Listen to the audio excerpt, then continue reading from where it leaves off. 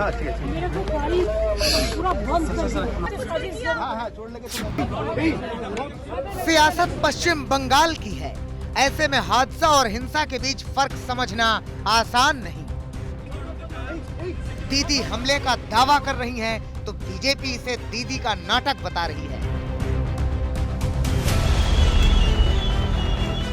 इस बीच पड़ताल का दौर जारी है।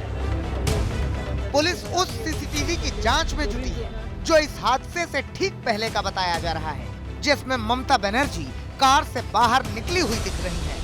ये है चोट से ठीक पहले की तस्वीर। इस तस्वीर में आप देख सकते हैं कि भारी भीड़ के बीच कार धीरे धीरे चल रही है।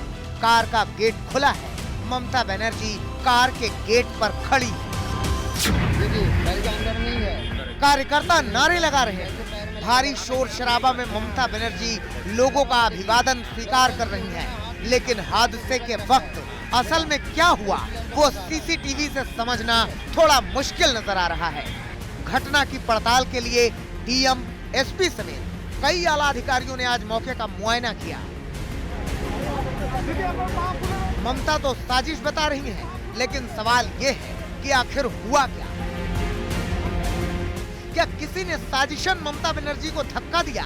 कुछ चश्मदीद भी ममता के आरोपों की तस्दीक कर रहे हैं, तो वहीं कुछ इसे महज एक हादसा बता रहे हैं। आज तक की टीम उस जगह पर पहुंची जहां ये घटना घटी थी। पूरे वाकये को सिलसिलेवार तरीके से समझने की कोशिश कीजिए।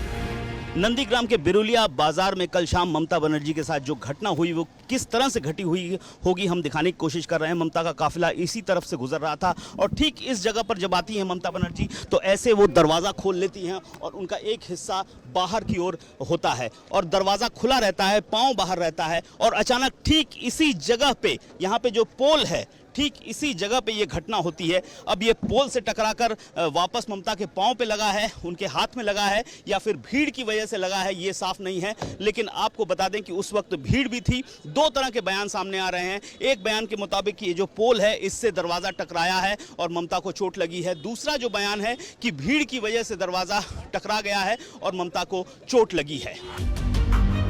अब ये हादसा है या साजिश?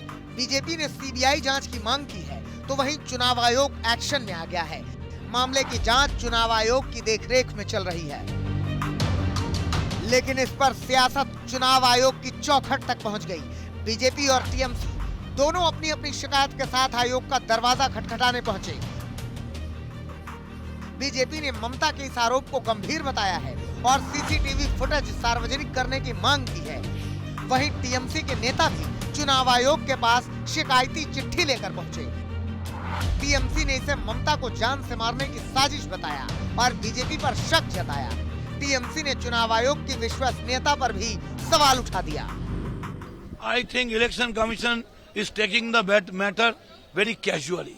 It's not a casual matter. It's not a case of only 307. 302 could have been done. So it was an attempt to murder. चुनाव आयोग पश्चिम बंगाल के डीजीपी और एडीजी लॉ एंड ऑर्डर को हटा चुका है। जो टीएमसी को नागवार गुजरा है उसमें कानून व्यवस्था को खराब करने का आरोप लगाया है। इन सब के बीच ममता को लगी चोट के मामले में एफआईआर दर्ज कर ली गई है।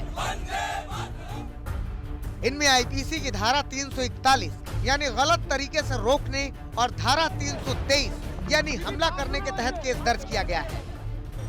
केंद्रीय चुनाव आयोग ने पश्चिम बंगाल के मुख्य चुनाव अधिकारी और राज्य के मुख्य सचिव से कल शाम 5 बजे तक रिपोर्ट मांगी है। बहरहाल दोनों पक्षों के अपने अपने दावे हैं। यह हादसा था या हिंसा, इस पर जांच चल रही है। लेकिन बंगाल की सियासी आग में इस घटना ने घी का काम किया है। कोलकाता से चित्रा त्रिपाठी के साथ अनुपम मिश्रा, नंदीग्राम, आज तक।